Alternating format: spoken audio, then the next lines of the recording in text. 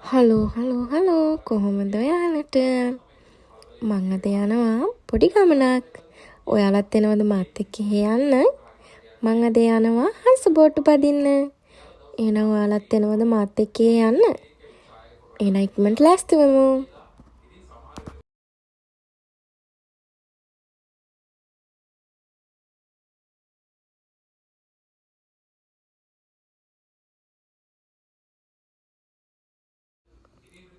ඉතින් ඔන්න ඉක්මනට දැන් ලෑස්ති වෙලා මේ යන්න තමයි හදන්නේ.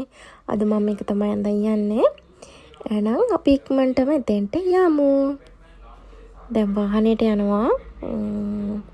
අපි එතෙන්දි හම්බෙමු. ළමයි මට ඉස්සෙල්ලාම ආපු ගමන් ඒ තැන වීඩියෝ එකක් ගන්න බැරි වුණා. ඊට පස්සේ යන ගමන් තමයි ඔයාලට පෙන්වන්න ඕනින්ද ගත්තේ. ඒකින්ද මේ තියෙන වීඩියෝ ටික ඒ පිළිවෙලට තමයි මම හදලා තියෙන්නේ. ඔයාලා බලන්නකෝ. උතර හරිම ලස්සනයි. හරිම හිතට නිදහස්. ඒකින්ද අපි නිවාඩු දවසේ පිටෙන්ට ගියා. ඉතින් බලන්නකෝ හංසය ඉන්නවා. මාළුවෝ ළමයි හරියට ගොඩාක් ඉන්නවා.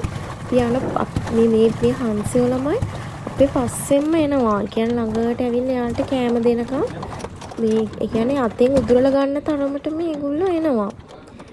යාළුව කන්ට්‍රෝල් කරගන්න බැහැ. හරි අමාරුයි.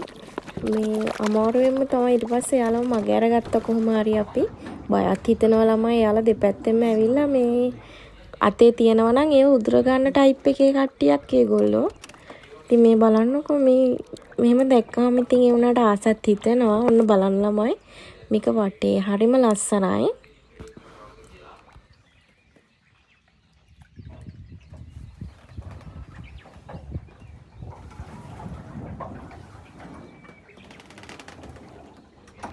ඉතින් ඔන්නම කන්දක් පේනවා.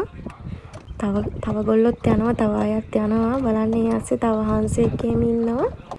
මේ හංසයාගේ මේ වීඩියෝ එක මේ ගත්තේ මට හරි ආසයි. යාලා ළඟට එනවට මම බයයි. මෙහෙ වුණාට මෙහෙම වීඩියෝ කරන්න මම ආසයි. බලන්නකොත් කැම දැම්මම කන විදිය. ඉතින් ඔන්නම තමයි ළමයි. අපේ ගමනේ කරුණේ වෙන මෙතන තමයි අපි හංස බෝට්ටු පැත්තේ ගිහින් එන්න.